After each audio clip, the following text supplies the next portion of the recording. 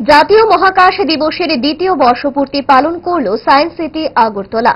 বাধারঘাটের সিদ্ধি আশ্রমে থাকা এই সায়েন্স সিটিতে আয়োজিত দ্বিতীয় বর্ষপূর্তির অনুষ্ঠানে ছিল মহাকাশ সংক্রান্ত গবেষণার নানা প্রদর্শনী চিত্র।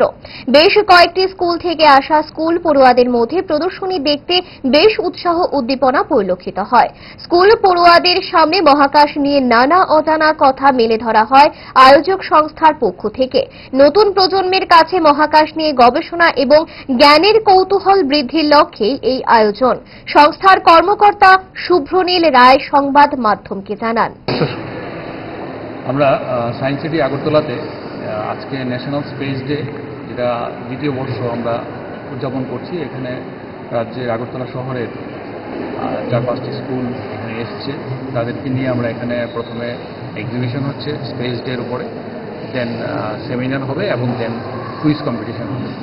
আমরা জানি যে 2023 সালে অগাস্ট মাসের 23 তারিখ চাঁদের দক্ষিণ মেরুতে আমাদের ইসরোর পাঠানো যে রকেটটি ল্যান্ড করেছিল, সেই দিবসকে স্মরণীয় করে রাখতে আমাদের মাননীয় প্রধানমন্ত্রী এই দিনটিকে ন্যাশনাল স্পেস ডে হিসেবে পালনের জন্য আমাদেরকে আদেশ করেছে। সেই উদ্দেশ্যে আমরা এই আজকের দিনটি এখানে পালন করছি। ব্যাপক উৎসাহ, নানান ধরনের অ্যাক্টিভিটি এখানে আছে। বাচ্চাদের তারা অ্যাস্ট্রোনমি গ্যালারি দেখছে এবং সায়েন্স সিটি আগরতলা প্রতিনিয়ত আমরা এই কাজগুলো করে যাচ্ছি।